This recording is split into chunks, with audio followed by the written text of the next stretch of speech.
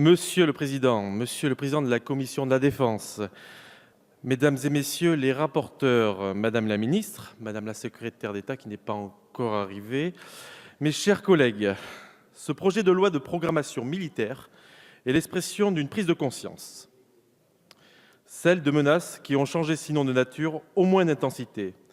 Elles sont plus complexes et imprévisibles que jamais, et ces menaces nous obligent.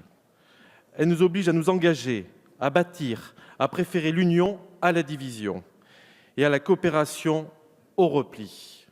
Ce projet porte ses valeurs et ses principes. C'est pourquoi le mouvement démocrate et apparenté en est très satisfait. Ce texte consacre la remontée en puissance de nos armées vers l'objectif assumé du président de la République de porter notre effort de défense à 2% du PIB à l'horizon 2025. Au-delà de ce chiffre, elle répond à une exigence stratégique et aux attentes légitimes de nos militaires en permettant de réparer et de renforcer un outil de défense aujourd'hui très sollicité. Pour conclure ces heures de débat en commission et en séance publique, je voudrais attirer votre attention sur 4 dimensions essentielles de ce texte que nous avons ensemble amendé et enrichi. Premièrement, le contexte international. La revue stratégique d'octobre dernier a livré une analyse fine. Elle a préparé les choix de la LPM en termes de priorité et d'équipement. Cela se traduit notamment par l'engagement indispensable de conserver une dissuasion nucléaire crédible comme clé de voûte de notre outil de défense. Le groupe MoDem est fier d'avoir porté des amendements destinés à compléter la vision stratégique de la France. Nous avons proposé de mieux prendre en considération les stratégies dites intégrales de certains acteurs articulant les manœuvres de conquête économique et culturelle, au moins autant que les manœuvres de conquête militaire. Nous pensons que la France doit proposer une réponse à ces stratégies. Pour l'actualisation de la LPM en 2021, notre groupe rappelle la nécessité de s'appuyer non seulement sur le contexte macroéconomique d'alors, mais aussi sur le contexte stratégique en perpétuelle évolution. Les décisions doivent être prises en fonction des besoins stratégiques et opérationnels et pas seulement des moyens budgétaires.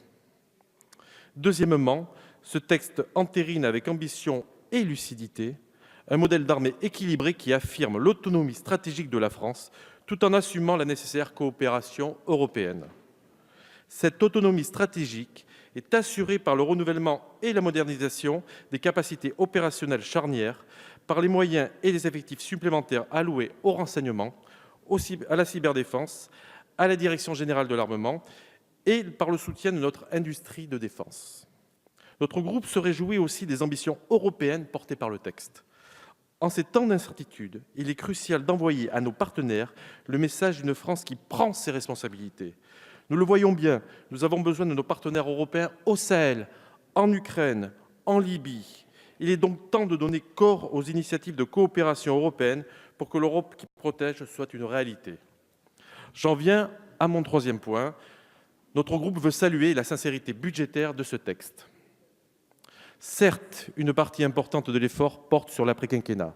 Cela appelle notre vigilance collective. Mais le gouvernement a pris soin de prévoir une actualisation en 2021 pour préparer en responsabilité, avec le Parlement, la fin de la programmation.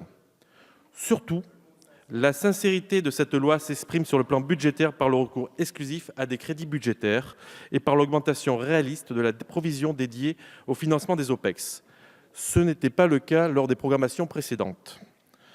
Enfin, je voudrais évoquer la quatrième dimension essentielle de cette LPM, à savoir la condition militaire. Nos militaires sont le cœur de nos armées. Ils en sont la priorité. Nul besoin de rappeler leur courage au Sahel ou sur le territoire français il y a encore quelques jours. Ils méritent toute notre reconnaissance.